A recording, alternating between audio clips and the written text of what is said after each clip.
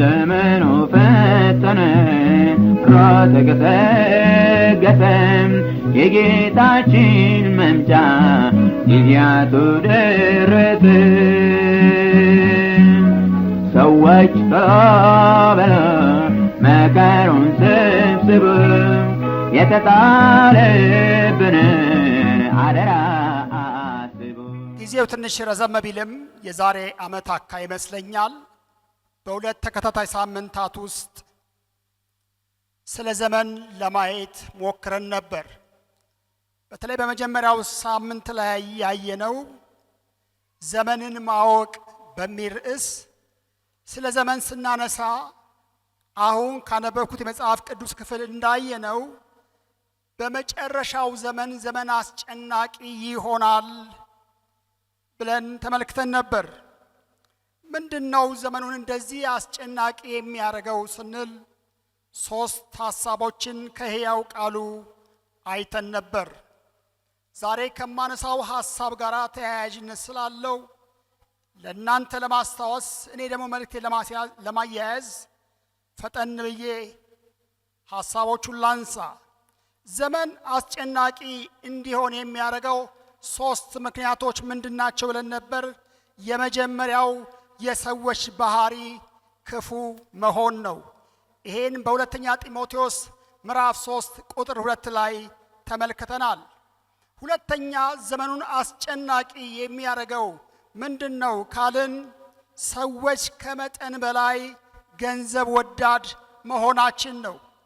አንዱ ዘመኑ እየከፋ እንዲመጣ ያደረገው ምክንያት ከመጠን ያለፈ ገንዘብ ወዳድነት ምን ሆኗል? በስቷል። ይሄንን በዛ ወቅት ስናገረው የሰማችሁ ሰዎች ታስታውሳላችሁ ብዬ አስባለሁ።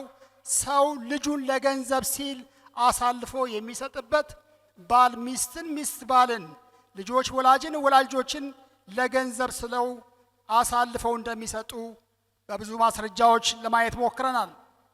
ሶስተኛ ዘመኑን አስጨናቂ ያደረገው ምንድነው ስንል የሐሰት አስተራር፣ የሐሰት አስተምህሮ ምን ሆኗል? ተቀባይነት አግኝቷል። አስተማሪዎች ቤት ለቤት እየተሽለከለኩ እየገቡ አድማጭ አግኝተዋል። በቤት ተደማጭ ሆነዋል። እነዚህ ነገሮች ምን አድርገዋል ብለናል? ዘመኑን አስጨናቂ አድርገውታል። በሁለተኛ ጢሞቴዎስ ምዕራፍ 3 ቁጥር 6 ላይ ይሄን ሐሳብ እናገኛለን። ታዲያ ምን እናድርግ? ዘመኑ እንደዚህ ከሆነ ጌታ ሊመጣ ከቀረበ የአማኝ ድርሻ ምን መሆን አለበት? አማኙ ቁጭ ብሎ ይጠብቆይ? አማኙ እያዘነ ይጠብቆይ ስንል አይደለም። መጽሐፍ ቅዱስ የሚላቸውን አራት ሐሳቦችን ተነጋግረን ነበር። አንደኛው ተገቢውን የክርስትና ኑሮ እንኑር። በዚህ በአስጨናቂ ዘመን በከፋበት ዘመን ከኔና ከናንተ የሚጠበቀው ምንድነው ሲባል ተገቢውን የክርስትና ኑሮ መኖር አለብን። ሕይወታችን ላይ ማተኮር አለብን። ሕይወት መስመር መያዝ አለበት ብለን ነበር። ሁለተኛው ያነሳነው ነገር ከጌታ ባደራ የተሰጠንን ተልእኮ ወንጌልን ለሌሎች መመስከርን ዋና ጉዳያችን አድርገን በዚህ ነገር ልንተጋ ያስፈልጋል። እኛ ወላጆች ያለን፣ እኛ ወንድም እህቶች ያለን፣ እኛ ጎረቤቶች ያለን፣ እኛ ብዙ የምናውቃቸው ሰዎች ያሉን ሰዎች ነን። ለነዚህ ሰዎች ወንጌል የምናደርግላቸው እናድርስላቸው፣ ምክንያቱም ይጠበቅብናል። ሶስተኛው ምን እናድርግ እንደ አማኝ ስንል ከእግዚአብሔርም ከሰውም ጋር የተበላሸውን ህብረታችንን ምን እናድርግ? እናስተካክል። በተበላሸ ህይወት ውስጥ ከእግዚአብሔር ጋር ያለን ህብረት ተበላሽቶ፣ ከሰው ጋር ያለን ህብረት ተበላሽቶ ቁጭ ብሎ መጠበቅ ጌታ ሲመጣ የከፋ ይሆናልና ምን እንሁን? ቀን ሳለ ዛሬ እናስተካክል። ከኛ ከአማኞች ይሄ ይጠበቅብናል ብለን ነበር። አራተኛው ለመጀመሪያው ሳምንት ስንናገር ከአማኞች የሚጠበቀው ምንድነው ስንል በትጋትና በንቃት ሆነን የጌታን ዳግም ምጽአት ምን እናድርግ? እንጠብቅ። እሄዳለሁ ብሎ ያለው ለደቀ መዛሙርቱ የነገራቸው ጌታ እንዲሁ ደግሞ ሌላ ተስፋ ሰጥቷል። ዳግመኛ እመጣለሁ ብሏል። ኢየሱስ ይመጣል፣ በቅርቡ ይመጣል። ምናልባት ይህ ሳውንድ ሲስተም ሳይገባ ይመጣ ይሆን አናውቅ። የእግዚአብሔር ቃል እንደሚናገረው ምን ሆነዋል? ትንቢቶች ተፈጽመዋል። ጌታ ይመጣል ብለን ግን እጃችንን አጣጥፈን አንቀመጥም። ምን እናደርጋለን? የዕለት ተግባራችንን በንጽህና በቅድስና መስራት ያለብንን ነገር ሁሉ እየሰራን በትጋት ሆነን ጌታን እንጠብቀዋለን። መጠበቅ ይጠበቅብናል። ጌታን የምንጠብቀው እጃችንን አጣጥፈን አይደለም። በአንድ ወቅት ላይ የተሰሎንቄ ሰዎች እንደሱ ሲያስቡ ጳውሎስ ነገሩ እንደዚህ አይደለም፣ ጌታ የሚጠበቀው የጽድቅ ኑሮ እየተኖረ መልካምን ነገር እያደረጋችሁ በትጋት እየኖራችሁ ጌታን መጠበቅ ያለባችሁ እንጂ እጅ አጣጥፎ አይደለም። ጥሩ ነው ሳውንድ ሲስተም ለመግዛትም እየተረባረብን ወንጌል እየሰበክን ኑሮን በትክክል እየኖርን ነው ጌታን የምንጠብቀው። እርግጠኛ ሆኜ የምነግራችሁ ጌታችን ኢየሱስ ይመጣል። ጌታ በቅርቡ ይመጣል። በሁለተኛው ሳምንት ላይ ዘመኑን የማወቅ ጠቀሜታ በሚል ርዕስ አይተን ነበር።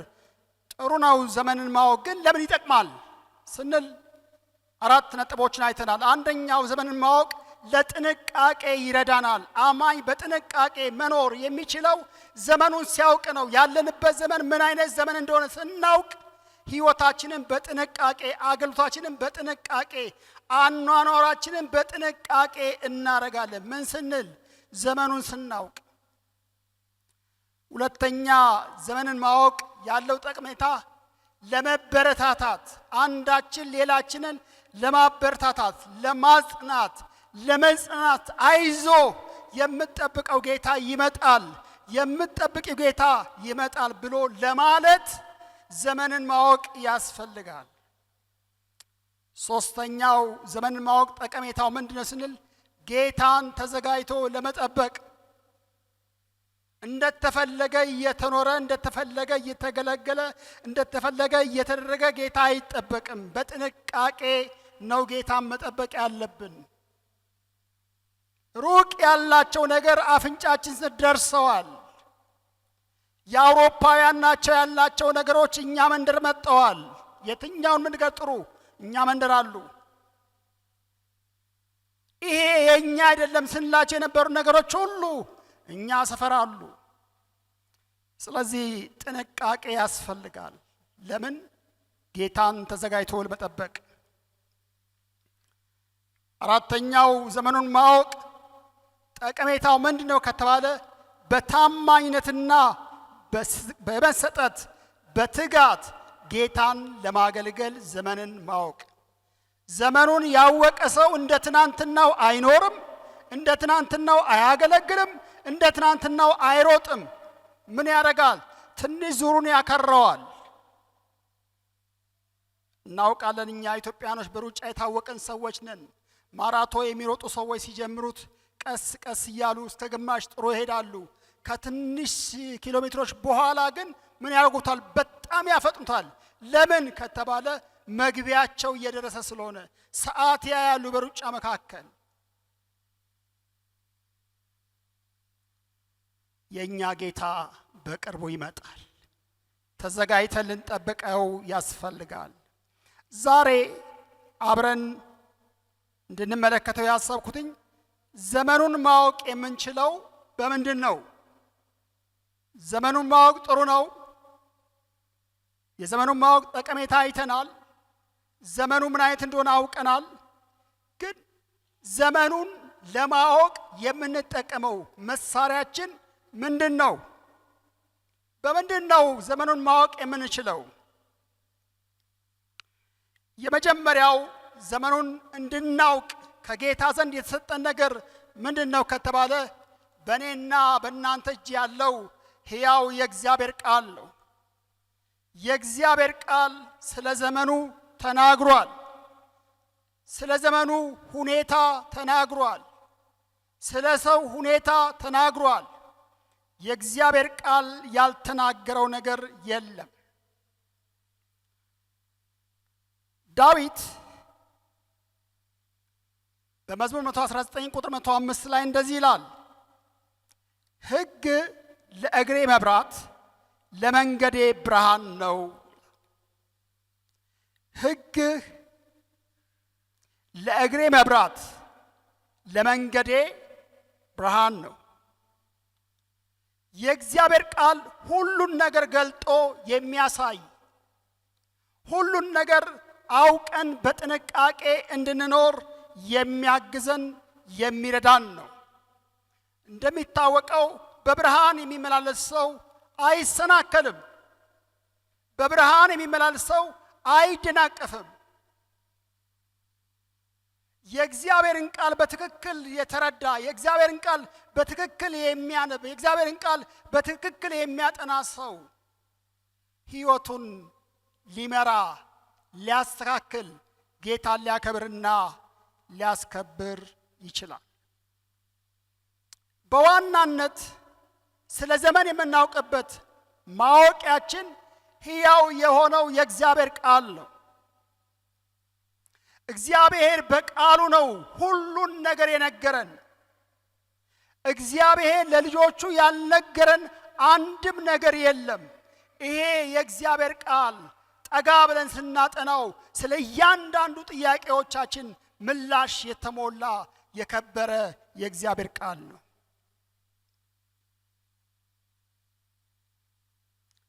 ዘመኑ ምን እንደሚመስል፣ በዘመኑ ውስጥ ምን ሊሆን እንደሚችል የተጻፈው ቀድሞ ነው። አሁን የሆኑት ነገሮች እየሆኑ ያሉት ሆነው አይደለም፣ ሳይሆኑ ነው የተጻፈው። መንፈስ ቅዱስ ለጸሐፊዎቹ ስለሚሆነው ነገር ነገራቸው፣ ጻፉት። እኔና እናንተ ደረስንበት። ዛሬ ብዙ ግራ መጋባቶች ያሉት፣ እኛ ግራ ተጋብተን ሰዎችን ግራ የምናጋባው ለምንድን ነው ከተባለ ከቅዱሱ የእግዚአብሔር ቃል ስለራቅን ነው። ለእግዚአብሔር ቃል ጊዜ ስለሌለን፣ የእግዚአብሔርን ቃል ስለማናነብ፣ የእግዚአብሔርን ቃል ቁጭ ብለን ስለማናጠና፣ የእግዚአብሔር ቃል የሚለንን ስለማናደርግ እኛ ግራ ተጋብተናል። በእኛ ቢቆም ጥሩ ነበር፣ ደግሞ ግራ እናጋባለን። የእግዚአብሔር ቃል በሕይወቱ የሌለ ሰው እሱ ግራ የተጋባ ነው፣ ሌላውን ደግሞ ግራ የሚያጋባ ነው። የእግዚአብሔርን ቃል ጠቀሜታ ያወቁ እና ሐዋርያው ጳውሎስ በወህኒ እንኳን እያሉ ምን ይሉ ነበር? ሕያው የሆነውን የእግዚአብሔርን ቃል አምጡልኝ ብለው መልእክተኛ አስልከው ያስወስዱ ነበር። ሁለተኛ ጢሞቴዎስ ምዕራፍ 4 ቁጥር 13 ላይ የጌታ ቃል እሱን ነግረናል። ለክረምት የሚረዳውን ባርኖስና ጥቅል መጽሐፍቶቹን የብራና መጽሐፎቹን አምጣልኝ። በዛ ወህኒ ውስጥ ሆኖ ሕያው የሆነውን የእግዚአብሔርን ቃል ሊያነብ፣ ሊያጠና፣ ሕይወቱን ሊቀርጽ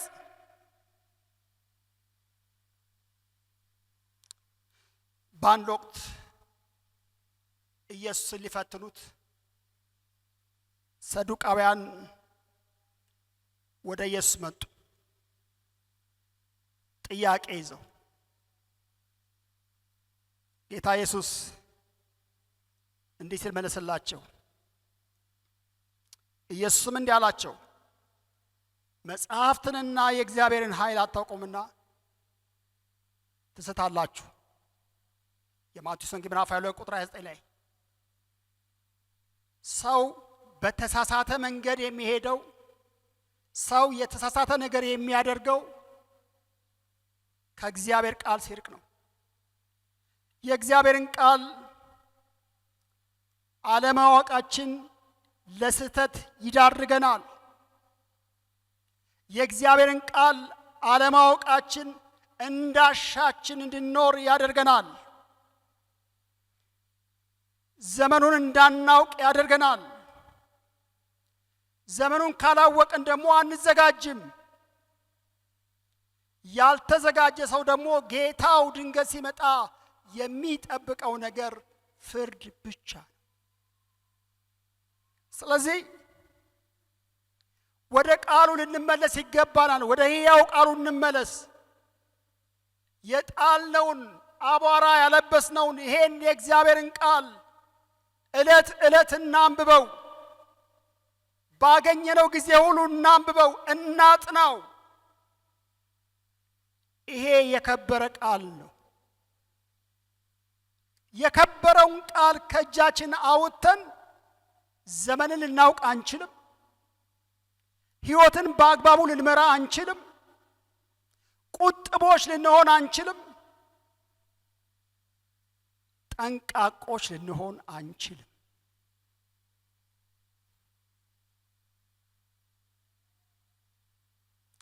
ምን እናድርግ? እንመለስ። ወደ እግዚአብሔር ቃል እንመለስ። ቃሉን ጣሉ የተባሉት አውሮፓውያን አሁን ምን እያሉ ነው? ወደ መጀመሪያው ነገር እንመለስ፣ የሚያዋጣን እሱ ነው ብለው ወደ እግዚአብሔር ቃል እየተመለሱ ነው። እኛ ብዙ አለን እያልን እየፎከርን ባዶ እጃችን እንዳንሆን ታስታውሳላችሁ አይደለም? አንድ ጊዜ ጎራዴውን ታጥቆ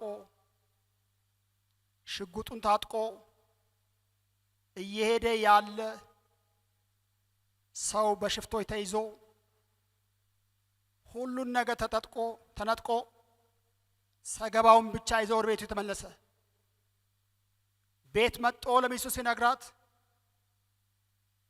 ሰገባን ወሰዱበት ስትለው ምን አለ? ሞቼ ነው ቆሜ ነው ወይስ ማስወስደው አለ።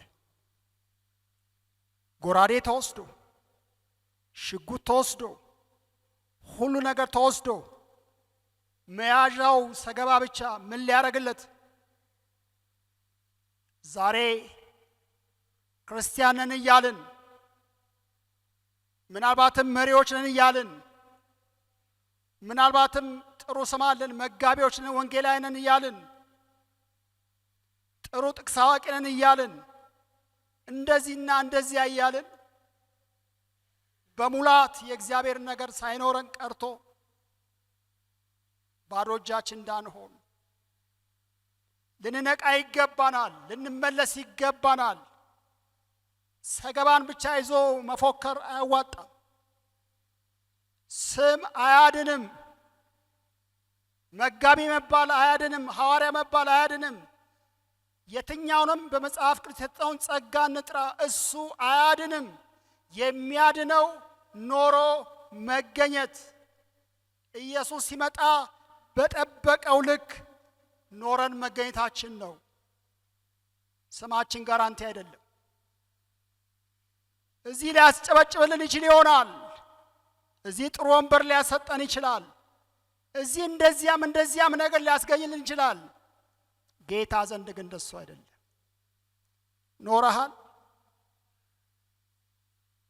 ኑሮ ክርስቲያናዊ ኑሮ ጽድቅ ያለበት ሕይወትና አገልግሎት እግዚአብሔርን የሚያከብርና የሚያስከብር አገልግሎት እሱ ከሌለ ሁለትም ሶስትም የደረበን ስማችን ፉርሽ ነው። አንታለል። አንቱ መባልም እዛ ዋስትና የለም። የመግቢያ ዋስትና አይደለም። ትንሽ ቆም ልንል ያስፈልገናል ብዬ አስባለሁ።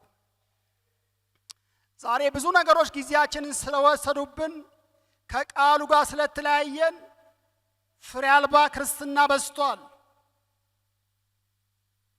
አንድ የሚያንገዳግድ ነገር ሲመጣ ጸንቶ ለመቆም አለመቻል አለ።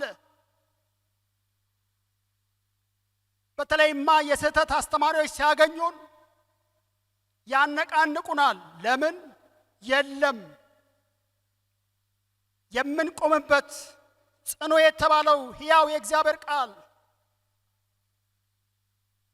ምናወጣው የመጣውን ስህተት ምን ቆርጥበት ምን ከላከልበት የእግዚአብሔር ቃል ጋሻ ነው ሰይፍ ነው የተባለት እሱን ጥሎ መድረክ ብናሞቅ አይሆንም። በመድረክ ሙቀት መንግስት ማየት አይገባም። በህይወትና በአገልግሎት ጥራት ነው የሚገባው። እግዚአብሔር እሱን ያድርገን። አሜን። አዎ እሱን ያድርገን። የህይወት ጥራት ይስጠን፣ የአገልግሎት ጥራት ይስጠን። ሁለተኛው በመንፈስ ቅዱስ በመመራት ነው ዘመኑን ልናውቅ የምንችለው። ጌታችን ኢየሱስ ክርስቶስ ወደ አባቱ ከመሄዱ በፊት ለደቀ መዛሙርቱ የሰጣቸው ሁለት ተስፋ ነው። አንደኛው ተስፋ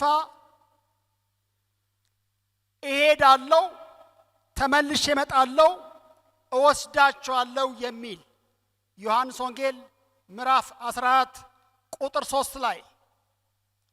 ሁለተኛው የሰጠው ተስፋ መንፈስ ቅዱስን እልክላችኋለሁ፣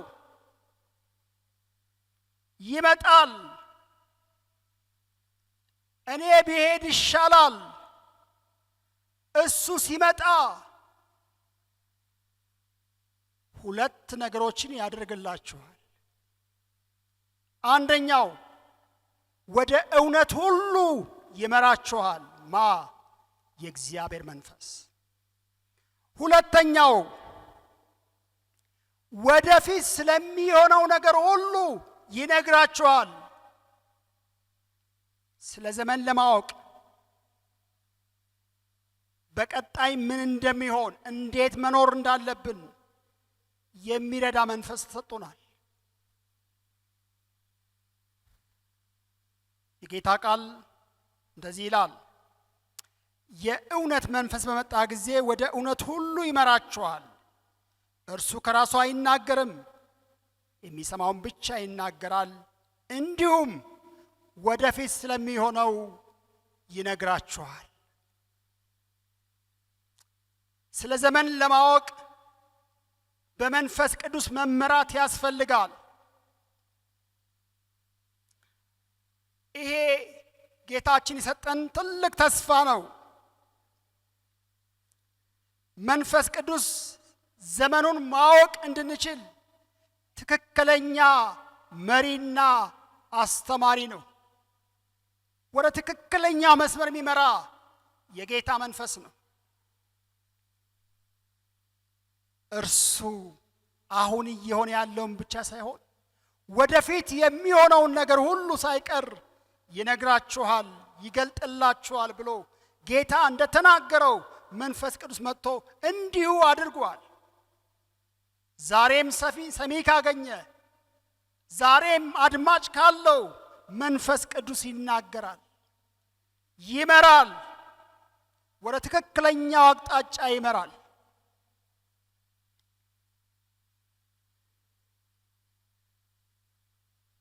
ግራ መጋባት የሚቆመው ማድመጥ ስንችል ነው። የእግዚአብሔር መንፈስ ስናደምጥ፣ መደናገር የሚቀረው የጌታ መንፈስ ስናደምጥ። ዛሬ ግራ መጋባትና መደናገር በአማኙ ማህበረሰብ ውስጥ የተፈጠረበት ዋና ምክንያት የጌታ መንፈስ አንሰማውም።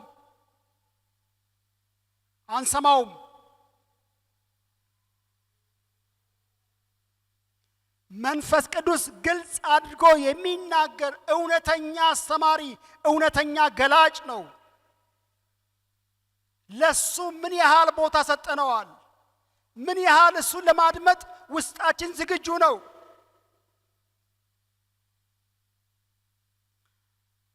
የቀደመችው ቤተ ክርስቲያን ለመንፈስ ቅዱስ ጆሮዋ ብቻ ሳይሆን ልቧም ክፍት ነው። የበቃነን ብለን እኛ ጋር እውቀቱ ስላለ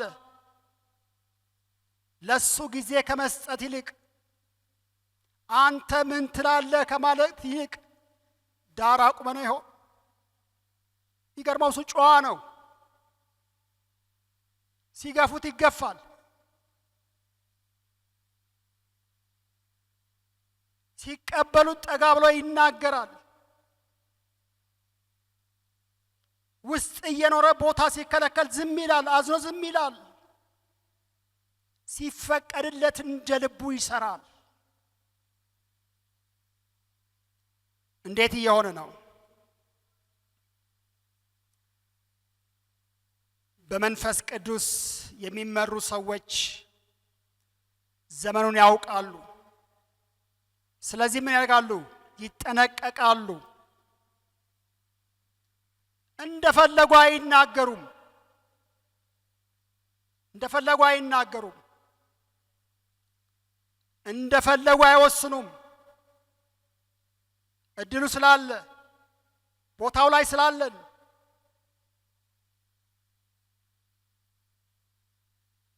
በተለይ በሰው ህይወት ላይ እንዲሁ አይወሰንም፣ እንዲሁ አይባልም። መንፈስ ቅዱስ ሊጠየቅ ያስፈልጋል። አንተስ ምን ትላለህ ሊባል ቦታ ሊሰጠው ይገባል። እንዳሻ መናገር፣ እንዳሻ መወሰን ይቻላል። ግን የሚያመጣው ፍርድ ማንችለው ነው፣ ማንቋቋመው ነው። መጽሐፍ ቅዱስ የእግዚአብሔር ቃል እንደዚህ ይላል፣ ሰው ለሚናገረው ለዚያ በእግዚአብሔር ፊት መልስ ይሰጣል። አንድ ቀን መቆም አለ፣ በሕያው እግዚአብሔር ፊት መቆም አለ። ለምን እንዳደረግነው፣ በምን መንፈስ እንዳደረግነው እሱ መንፈስ ቅዱስ ያውቃል። የምናደርገውን ነገር ለይተን እንወቅ ወገኖቼ፣ እንጠንቀቅ። መሪዎች፣ አገልጋዮች፣ በተለያየ የሥራ ኃላፊነት ላይ ያለን ሰዎች እናስብ፣ እንጠንቀቅ። በሰው ሕይወት ላይ ዝም ብሎ አይወሰንም። ለሰው እግዚአብሔር ያለው ቦታ ትልቅ ነው። ለሰው የተከፈለው ዋጋ ኢየሱስ ነው። የኢየሱስ ደም ነው የፈሰሰው። ኢየሱስ ነው የሞተው። ኢየሱስ ለሞተለት ሰው፣ ለሞተለት ብቻ አይደለም፣ ለተፈጠረ ሰው፣ በእግዚአብሔር አምሳል ለተፈጠረ ሰው ጥንቃቄ ማድረግ አለብን። እንዳልኳችሁ ለምን እንደተናገርን ብቻ አይደለም፣ በምን መንፈስ እንደተናገርን ያውቀዋል። ቃላት መርጠን ስለተናገርን አይደለም፣ መንፈስን የሚመዝን ጌታ አለ። እሱም ማድመጥ ግን ይጠቅማል። በራሳችን ሐሳብ በራሳችን መንገድ መሄድ እናቁም። የራሳችን መንገድ ይጎዳናል። የራሳችን መንገድ ያጠፋናል። ጌታን እንስማው፣ ጌታን እናድምጠው። ሶስተኛ ዘመኑን እንዴት ልናውቅ እንችላለን ካልን በምድር ላይ እየሆኑ ባሉ ምልክቶች ልናውቅ እንችላለን።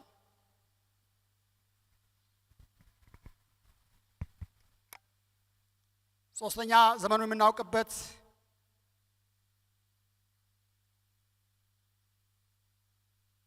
በምልክቶች ነው።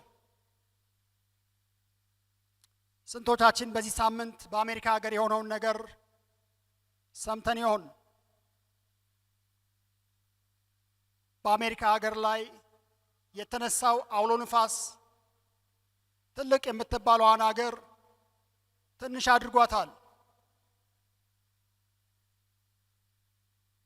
አቅም አለኝ የምትለዋል። ጌታችን ስለ መጨረሻው ዘመን ሲናገር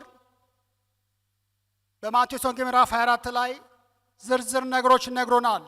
ምን ሊሆን እንደሚችል የተፈጥሮ አደጋዎች እንደሚከሰቱ እነዚህ የመምጫው ምልክቶች እንደሆኑ በደንብ ጌታ ተናግሯል።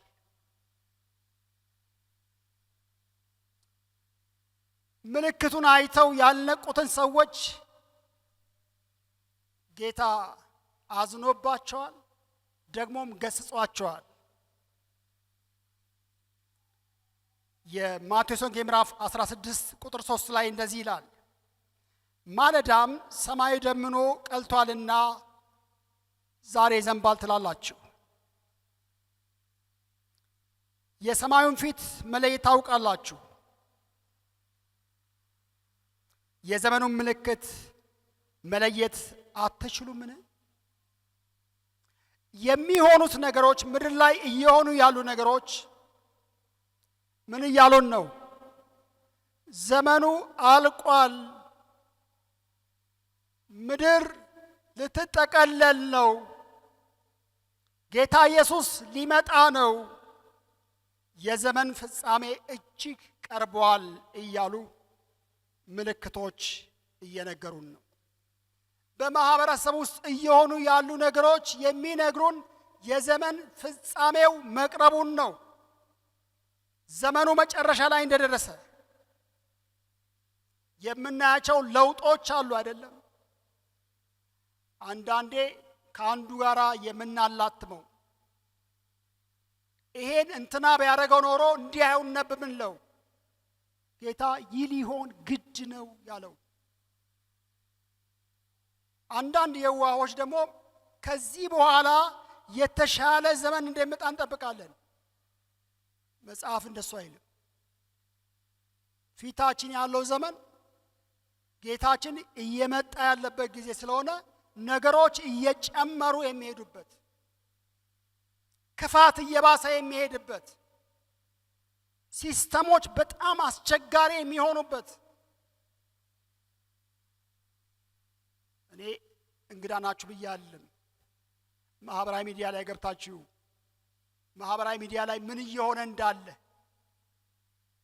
እንዴት ሰው በጥቅም ተሳስሮ ከላይ እስከ ታች የሰውን ህይወት እንዴት እንደሚያመሰቃቅል፣ የዘመን ክፋት፣ የሰው ክፋት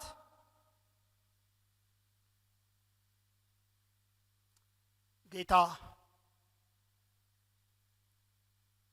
ደስ አልተሰኘም። በሉቃስ ወንጌል ምዕራፍ 12 ቁጥር 54 እስከ 56 እንደዚህ ይላል፣ ደግሞም ሕዝቡን እንዲህ አለ፣ ደመና ከምዕራብ ሲወጣ ባያችሁ ጊዜ ወዲያው ዝናብ ይመጣል ትላላችሁ፣ እንዲሁም ይሆናል። በሐዜብም ነፋስ ሲነፍስ ትኩሳት ይሆናል ትላላችሁ፣ ይሆንማል። እናንተ ግብዞች የምድሩንና የሰማዩን ፊት ልትመረምሩ ታውቃላችሁ። ነገር ግን ይህን ዘመን እንዴት አታውቁም? እንዴት ነው ዘመኑን የማታውቁት? በሚሆነው ምልክት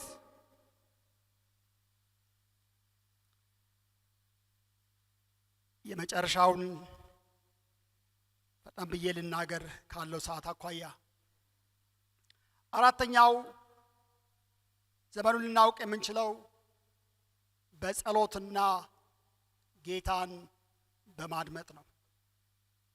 በምሳሌ ምዕራፍ 1 ቁጥር 33 ላይ የጌታ ቃል እንደሚናገረው የሚሰማኝ በእርጋታ ይቀመጣል፣ ከመከራም ስጋት ያርፋል ይላል። ሰው የሚጸልይ ከሆነ ጌታን ያደምጣል።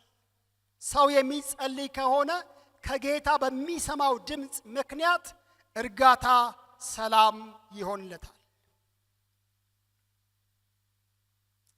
ጸሎት የእግዚአብሔርን ፈቃድ የምናውቅበትና ለሕይወታችን ምሪት የምናገኝበት ብቻ ሳይሆን ዘመኑም ምን እንደሆነ፣ የዘመኑ ፍጻሜ ምን እንደሚመስል የምናውቅበት አንዱ እንደሆነ ከጌታ ቃል ላይ እናያለን።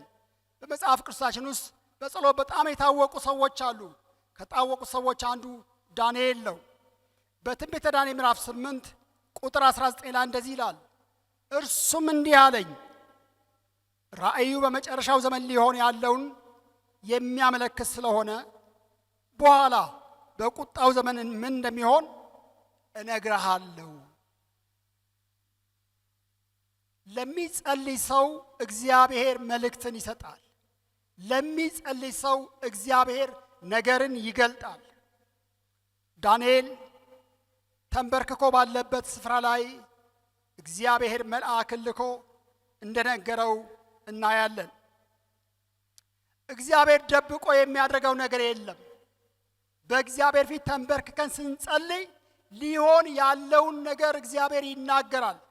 በዘፍጥረት ምዕራፍ 18 ቁጥር 17 ላይ ለአብርሃም የተነገረውን እናስታውሳለን። እንደዚህም አለ፣ እግዚአብሔርም አለ እኔ የማደርገውን ከአብርሃም እሰውራለሁን? እግዚአብሔር የሚያደርገውን ነገር ከልጆቹ አይደብቅም። በጌታ ፊት ስንጸልይ፣ ጌታን ስንማጸን ጌታ ሊሆን ያለውን ነገር በግልጽ ይነግረናል። ወገኖቼ ሆይ እናስብ። ዘመኑ የመጨረሻው ዘመን ነው። ዛሬም እንደ ትናንትናው እየመሰለን አንዘናጋ። ብዙ የሚያዘናጉ ነገሮች አሉ። እንዲህ ነው ያልኩት። ዘመኑን ማወቅ የምንችለው በምንድን ነው ስንል የመጀመሪያው በመጽሐፍ ቅዱስ ነው። ሁለተኛው በመንፈስ ቅዱስ በመመራት ነው። ሶስተኛ በምድር ላይ እየሆኑ ባሉ ምልክቶች ልናውቅ እንችላለን። አራተኛ በጸሎት ጌታን በማዳመጥ ዘመኑን ማወቅ እንችላለን። ዘመኑን የሚያውቅ ሰው በጥንቃቄ ይኖራል። ዘመኑን የሚያውቅ ሰው በጥንቃቄ ያገለግላል። ዘመኑን የሚያውቅ ሰው እግዚአብሔርን እየፈራ የሚያገለግለውን ሕዝብ እያከበረ ከሰዎች ጋር በመልካም ሕልውና በመልካም መግባባት ይኖራል። እግዚአብሔር ዘመን የምናውቅ ሰዎች ያድርገን። የምንጠብቀው ሙሽራ ይመጣል። ኢየሱስ ይመጣል። ተስፋችን እሱ ነው። መጣለው እንዳለ ይመጣል። ልካለው ብሎ ልኳል። መጣለው እንዳለ ጌታችን ይመጣል። እግዚአብሔር ቃሉን ይባርክልን።